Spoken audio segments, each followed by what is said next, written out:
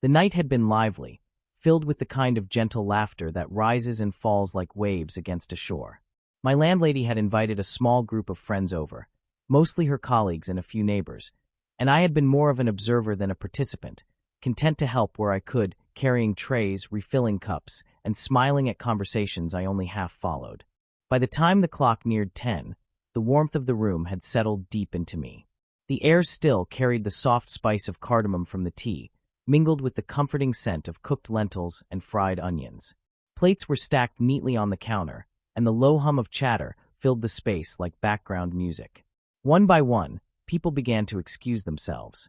Shoes slid back on by the door, coats shrugged over shoulders, polite goodbyes exchanged. The rhythm of departure was steady, the creak of the wooden door, the muffled shuffle of feet on the porch, the cool night air brushing briefly inside each time someone stepped out. I stood near the living room archway, watching with a faint, quiet smile. There was always something bittersweet about the end of gatherings. The way voices lingered in the air even after their owners had gone, the sudden realization of silence waiting to settle. When I turned back toward the sofa, I noticed her, my landlady's sister.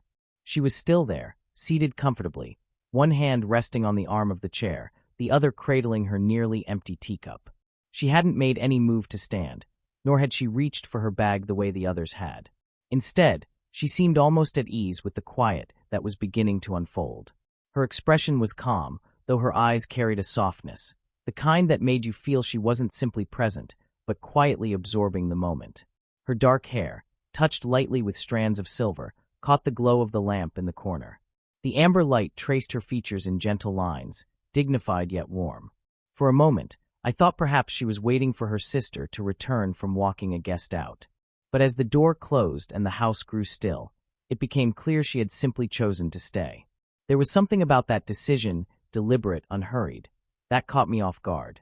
I felt the quiet shift in the room, the way the absence of others made her presence sharper, more noticeable. I busied myself gathering a couple of cups from the table, pretending not to overthink it. But my mind was restless. Why hadn't she left with the others? Was it just convenience? Or something else, something unspoken?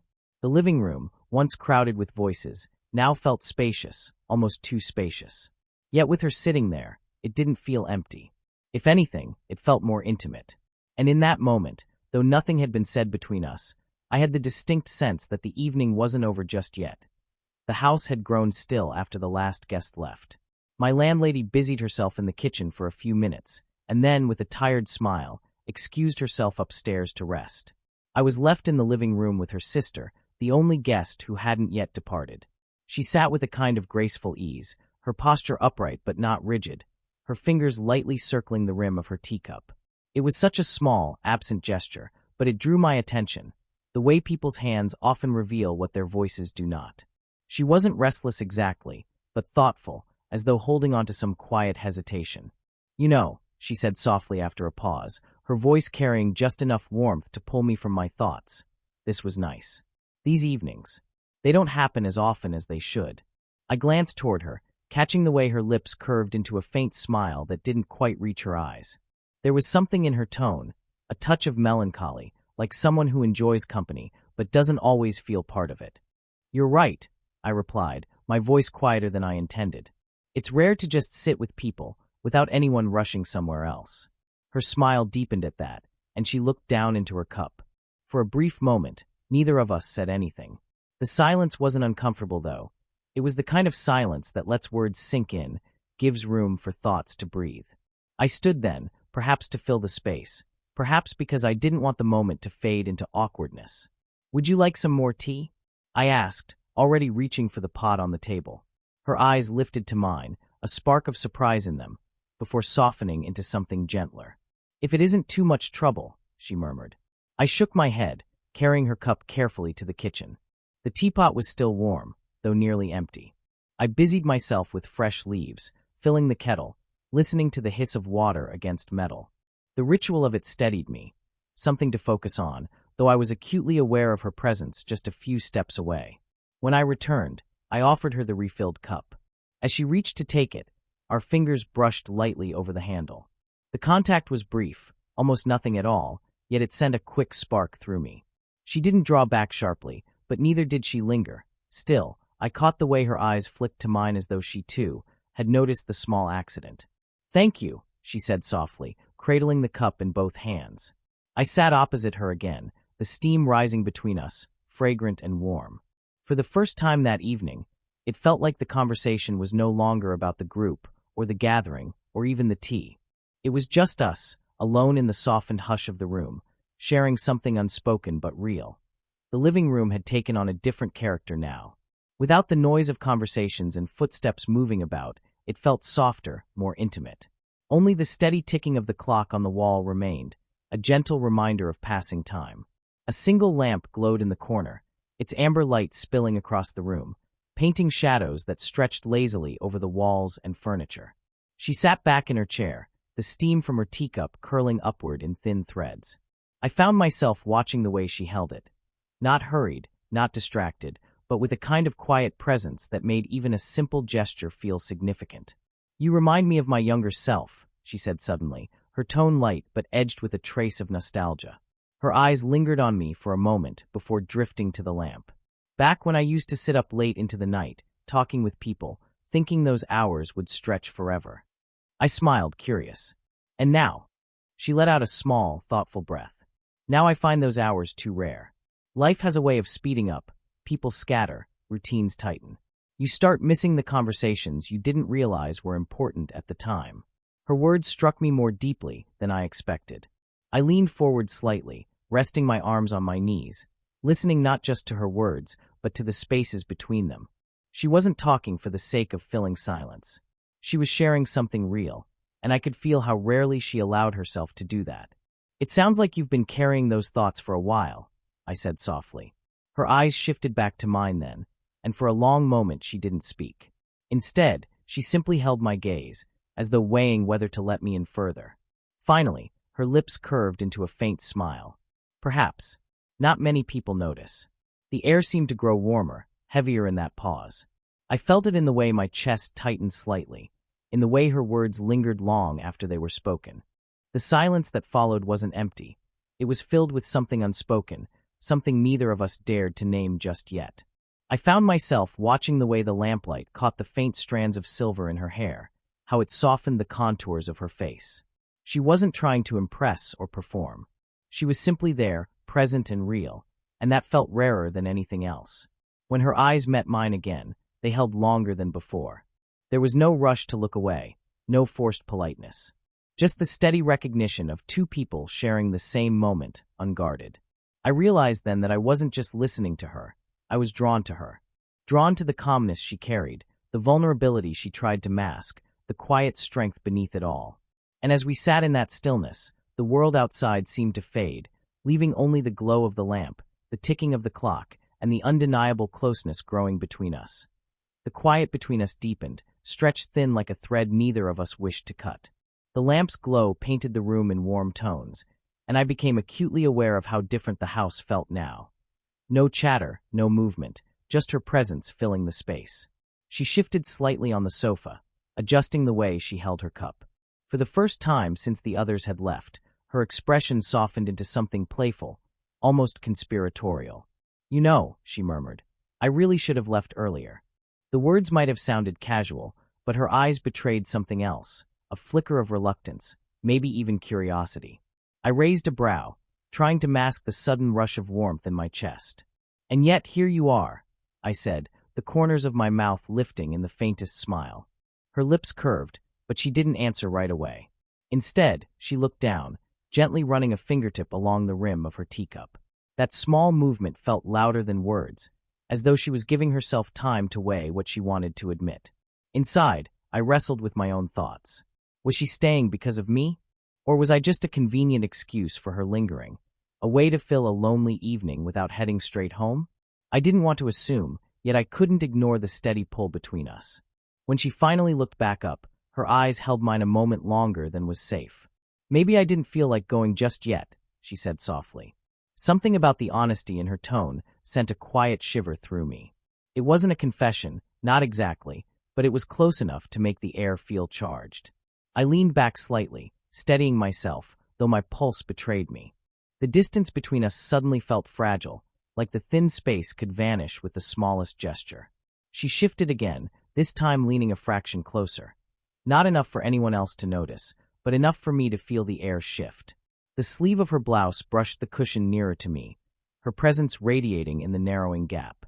The faintest scent of her perfume reached me then, subtle, like jasmine carried on a warm breeze. It wasn't overpowering, but it clung gently to the space between us, impossible to ignore. I swallowed lightly, unsure whether to speak or let the silence stretch further. Part of me longed to ask her what she was thinking, why she had stayed, but another part feared the answer. She glanced toward the window, as though searching for words in the night beyond the glass. Her profile in the lamplight was striking, graceful, quietly vulnerable, and yet composed. The hesitation lingered between us like a shared secret, neither of us willing to name it outright. And in that delicate pause, the possibility of something more shimmered just beneath the surface, waiting. The silence between us had grown thick, but not in an uncomfortable way. It felt alive, charged with something unspoken. I sat still, unsure if I should break it, when she suddenly leaned back and let out a soft laugh, the kind that slips out unexpectedly, catching both of us off guard. "What's funny?" I asked, a smile tugging at my lips just from hearing hers. She shook her head lightly, a strand of hair falling across her cheek. "Nothing really. Just," she hesitated, then laughed again. "I was remembering how I used to stay up late, talking like this, back when I was in college. My friends and I would sit around for hours, pretending the night belonged to us." Her laughter was warm, and I couldn't help but join in. It wasn't the words themselves, but the way her voice carried, light, musical, softening the air around us. In the midst of that shared moment, her hand moved almost naturally, reaching out to rest on my forearm. It was such a simple touch, the light press of her palm against my sleeve, but it rooted me instantly to the moment. Her skin was warm through the fabric, and I felt the faintest pressure, gentle but deliberate, as though she wasn't just steadying herself, but also bridging the space between us. The contact lasted only a few seconds before she withdrew, but the echo of it lingered. My arm tingled where her hand had been, the warmth stubbornly refusing to fade. I tried not to show how deeply it had affected me, but I knew my voice would betray me if I spoke too quickly. She glanced down at her cup, swirling the tea as if to distract herself. "Sorry," she said softly, though her tone carried no real regret. "I didn't mean to." "You don't have to apologize," I interrupted, my words steadier than I felt. "It's nice." Her eyes lifted to mine then, searching, holding. For a brief, fragile moment, I thought she might speak again, but instead she simply smiled, a small, knowing curve of her lips that said more than words could. The conversation shifted after that. It wasn't about trivial details anymore. Her voice grew lower, slower, as though she trusted me with pieces of herself usually left unsaid. She asked questions that felt personal, not in a prying way, but in a way that opened doors. "Do you ever feel like life moves too fast for you to catch up?" she asked, her gaze soft yet intent. The question hung in the air, heavier than anything we had shared so far.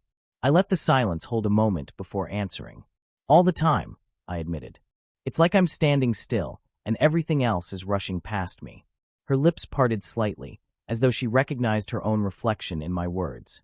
The distance between us felt smaller now, not just physically, but emotionally.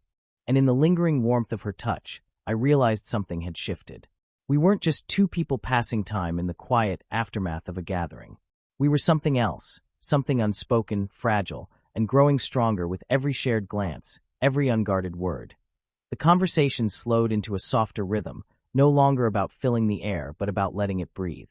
Her earlier question, about life moving too fast, still lingered between us, like the faint echo of a bell. I felt the shift, the quiet trust she had offered me, and the way it pulled me closer in ways I hadn't expected. At some point, without fully deciding to, I moved from my chair to sit on the sofa beside her. It wasn't bold, not even intentional at first. The excuse was simple, to place my empty cup on the table within reach. But when I settled back, I realized how near I had chosen to sit. She didn't seem startled. In fact, she shifted slightly, making space for me in a way that felt natural, almost as though she had been waiting. Our shoulders weren't touching, not yet, but the narrow distance carried its own weight. I could feel the warmth radiating from her presence, subtle but unmistakable. For a moment, neither of us spoke. The only sounds were the ticking of the clock and the faint hum of the refrigerator in the kitchen. My heart beat harder than I wanted to admit, and I wondered if she could sense it in the silence. Her hand rested on her lap, fingers lightly interlaced. The lamplight caught the faint gleam of the ring she wore. Not decorative, just simple, elegant, like the rest of her. She breathed in, steady but deeper than before, and when she leaned back against the cushion, her shoulder brushed against my arm. The touch was barely there, fabric against fabric, but it felt like more. Neither of us moved away. The contact remained, quiet and unassuming, yet powerful in its simplicity. She turned her head slightly toward me then, her eyes searching mine. There was a softness there, yes, but also a question, unspoken, lingering. The kind of question that isn't asked aloud because the answer is already felt. I swallowed, unsure of what to say, so I said nothing at all. And strangely, that felt right. Words would have broken something delicate. Her perfume, faint jasmine with something deeper beneath, drifted between us, subtle yet grounding. It mingled with the warm scent of tea still rising from the cups on the table, wrapping the room in a cocoon of comfort and quiet intimacy. We sat there like that, side by side, closer than we had been all evening. Not rushing, not defining it, just allowing the nearness to exist. And in that stillness, it felt as though time itself had slowed, pausing just long enough for us to realize we had crossed into something different. Neither of us moved away. Neither of us needed to. The silence had spoken for us, and the closeness, simple, unadorned, undeniable, was enough. Time had stretched quietly between us, the night deepening without either of us noticing. The clock ticked on steadily, but neither of us seemed eager to acknowledge it. Yet eventually, she glanced at her phone, then back at me with a small, reluctant smile. "I really should go now," she said softly. The words were practical, but her tone carried hesitation, as though she wasn't entirely ready to end the evening. I nodded, though inside I felt the same pull. "Of course," I murmured, rising as she placed her empty cup gently on the table. She stood as well, smoothing her blouse with a graceful motion. At the door, I reached for her coat, holding it out as she slipped her arms into the sleeves. The faint brush of her shoulder against my chest sent a quiet shiver through me. She turned then, her face only inches from mine, close enough for me to catch the warmth of her breath. "Thank you," she said, her eyes holding mine with an intensity that made the room feel smaller. Not just for the tea. For tonight. For listening. Her words carried more weight than politeness. They were genuine, personal, the kind of thanks that comes from being seen rather than entertained. I managed a quiet reply. "It was my pleasure. Really." There was a pause then, not long, but long enough for me to feel the pull of something unsaid between us. She stepped forward, closing the remaining space, and wrapped her arms around me in a gentle hug. It wasn't rushed or casual. Her cheek rested lightly against my chest, her arms circling my waist with a steadiness that felt grounding. For a moment, I didn't move, surprised by the sudden intimacy, and then my own arms rose, resting around her shoulders. I could feel the faint rhythm of her heartbeat through the closeness, steady and calm, and I let the silence of the embrace settle into me. It wasn't just a goodbye. It was a wordless confession of trust, of comfort, of something that didn't need to be defined just yet. When she finally pulled back, it was slow, almost reluctant. Her hands lingered at my sides a second longer than necessary before falling away. Our eyes met again, and the look she gave me was soft, searching, almost promising. "I'll see you soon," she said, her voice low but steady. I nodded, unable to do more than hold her gaze. "Soon." She opened the door then, the cool night air rushing in, carrying with it the faint scent of jasmine from her perfume. She stepped out, turning once more to offer me a final smile before disappearing into the quiet street. The door closed gently behind her, but the warmth of her hug, the softness of her voice, and the unspoken closeness we had shared remained. I stood there for a while, the silence wrapping around me. Tonight had changed something. Quietly, delicately, but undeniably. And though she had gone, the sense of her lingered, as though a part of her had chosen to stay.